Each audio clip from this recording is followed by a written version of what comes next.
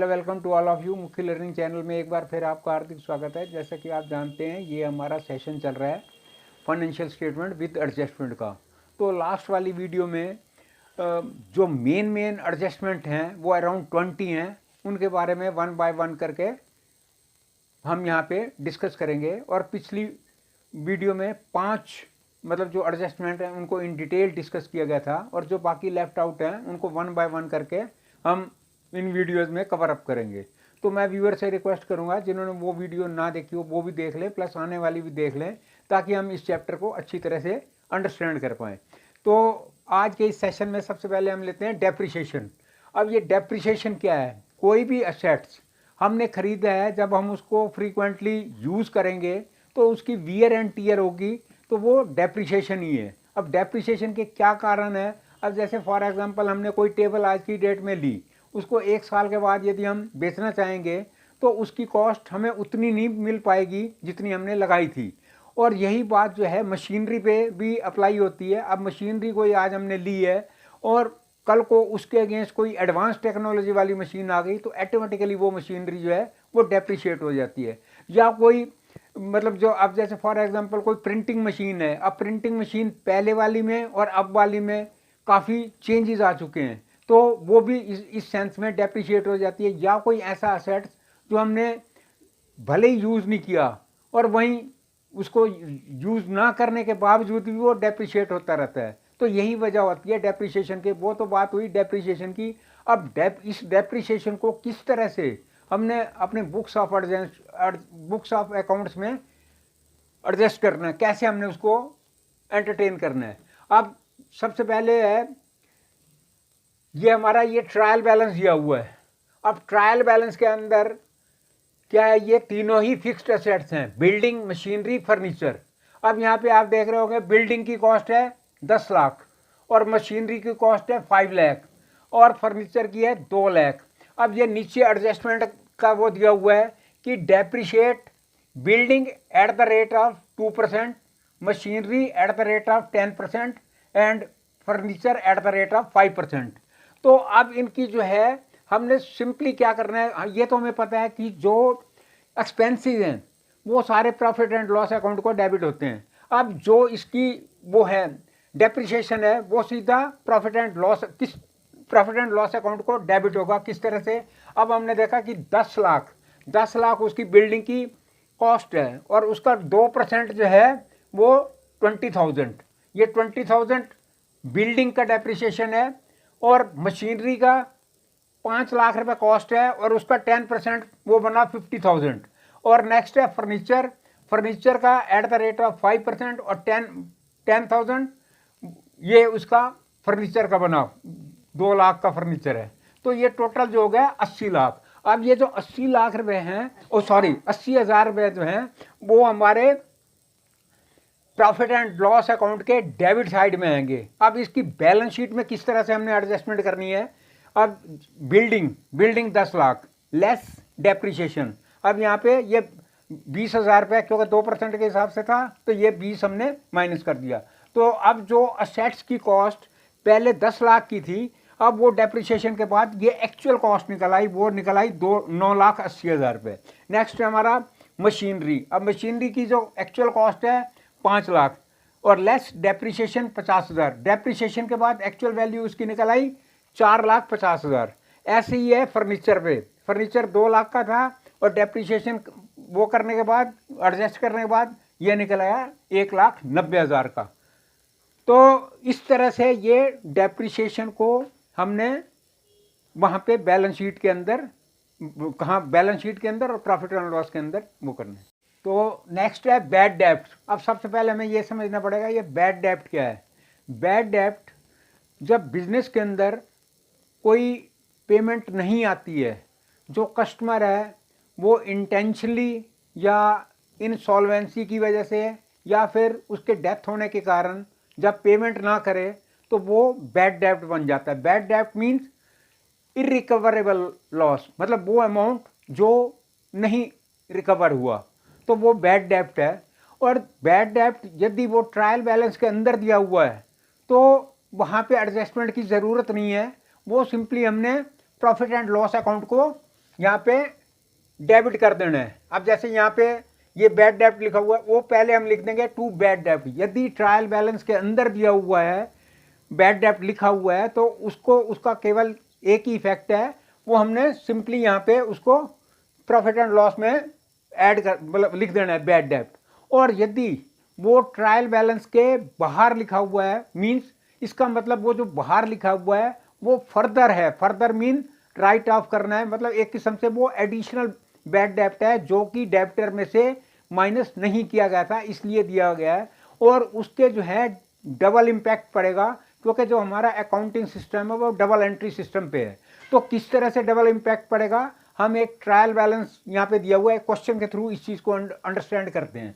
अब यहाँ पे हम देख रहे हैं सन्ड्री डेब्टर, जो हमारे देनदार हैं वो हैं 10 लाख रुपए, और हमारा बैड डेब्ट जो उसमें दिया हुआ है किसमें, वो है मतलब ये दिया हुआ है ट्रायल बैलेंस के अंदर। ये जो 20,000 रुपये है ये ट्रायल बैलेंस के अंदर ही हमें दिया हुआ है, और उसके आउटर पे यानी कि जो हमें एडजस्टमेंट करनी है वो किस चीज़ की करनी है, वो करनी है हमें राइट ऑफ ₹10,000 की, ₹10,000 एज बैड डेब्ट। अब क्योंकि मैंने पहले कहा इसका ड्यूअल इम्पैक्ट है, किस तरह से अब इस चीज़ को हमने अंडरस्टैंड करना है। अब सबसे पहले हमने जो पहले ऑलरेडी ट्रायल बैलेंस के अंदर दिया हुआ है वो दिया हुआ है बैड डेब्ट 20,000 रुपये। एड राइट ऑफ, जो अमाउंट राइट ऑफ होना है, कितना राइट ऑफ मीन जो ये हो गया 20 और 10 30, ये 30,000 रुपये हमने कहाँ पे प्रॉफिट एंड लॉस अकाउंट को डेबिट कर दिए। अब इसका बैलेंस शीट के अंदर क्या इफेक्ट पड़ेगा, क्योंकि जो हमारे सन्ड्री डेब्टर हैं वो 10 लाख रुपए के हैं, ये हमें ऊपर दिखाई दे रहा है ट्रायल बैलेंस से। अब उसमें से राइट ऑफ अमाउंट हमने कितना किया, वो किया 10,000 रुपये। 10,000 रुपये जो एडजस्टमेंट वाला था, एक एडजस्टमेंट की एंट्री यहाँ पे आ गई और एक यहाँ पे आ गई, यहाँ डेबिट हो गए और यहाँ क्रेडिट, ये 10,000 रुपये। अब यहाँ पे क्या है, ये हो गया जो मतलब हमारे डेब्टर 10 लाख की बजाय अब केवल 9,90,000 के रह गए। नेक्स्ट है हमारा प्रोविज़न फॉर बैड डेब्ट्स। अब ये प्रोविज़न फॉर बैड डेब्ट क्या है, कुछ फर्म्स क्या करती हैं, अपने जब अकाउंटिंग ईयर क्लोज हो रहा होता है तो नेक्स्ट ईयर के लिए वो बैड डेब्ट का प्रोविज़न रख लेते हैं, कुछ उसका परसेंटेज। मीन्स वो ये सोचते हैं कि जो ये हमारी सेल हो रही है इसका कुछ मतलब पोर्शन जो है वो बैड डेब्ट हो जाए, मतलब बैड हो जाएगा, bad in the sense of कि कुछ इसका अमाउंट जो है वो नहीं आएगा, इसलिए वो पहले से ही अपना प्रोविज़न लेके चलते हैं और उसके लिए उनका प्रॉफिट भी ऑटोमेटिकली कम ही हो जाता है। तो वो प्रोविज़न किस तरह से लेके चलते हैं, इस क्वेश्चन के थ्रू हम इस चीज़ को अंडरस्टैंड करेंगे। तो अब सबसे पहले हम यहाँ पे ये ट्रायल बैलेंस हमें दिया हुआ है। अब यहाँ पे हम देख रहे हैं सन्ड्री डेब्टर जो है वो 60,000 रुपये के हैं, और प्रोविज़न फॉर डाउटफुल डेब्ट 6,000 रुपये। यानी कि ये जो प्रोविज़न फॉर डाउटफुल डेब्ट है ये पिछले साल का है, ये ऑलरेडी हमें ट्रायल बैलेंस में मिला हुआ है। और इसके बाद बैड डेब्ट भी ऑलरेडी ये ट्रायल बैलेंस के अंदर लिखा हुआ है 3,000 रुपये। मतलब हमें ट्रायल बैलेंस में दो चीज़ें मिली हुई हैं, एक तो प्रोविज़न लास्ट ईयर का जो प्रोविज़न था 6,000 रुपये, और बैड डेब्ट जो ऑलरेडी बैड डेब्ट है।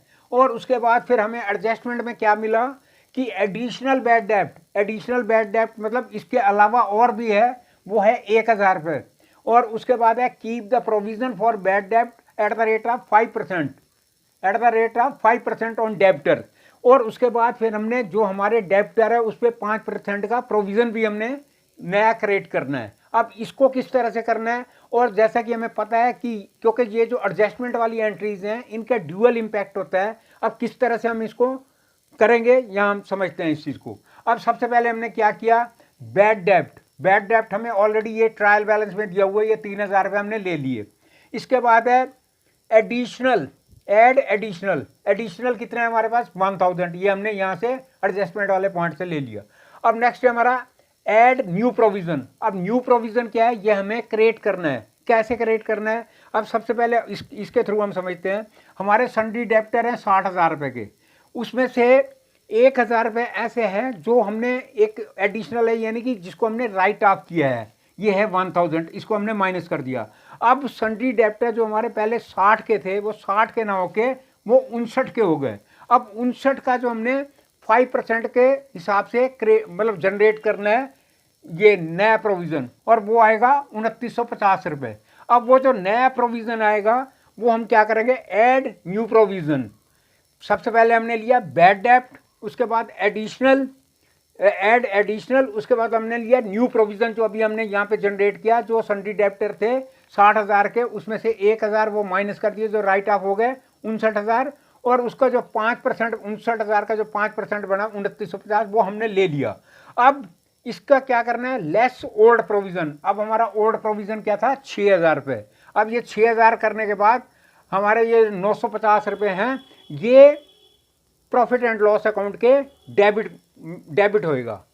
मैं एक बार दोबारा रिपीट करता हूँ, जो जब ऐसा क्वेश्चन आ जाए, सबसे पहले हमने लेना है बैड डेप्ट, ऐड एडिशनल बैड डेप्ट, ऐड न्यू प्रोविज़न, जो हमारा न्यू प्रोविज़न हमें दिया हुआ क्वेश्चन में, add new provision less old provision, less old provision. तो इस तरह से इसको हमने एडजस्टमेंट करनी है।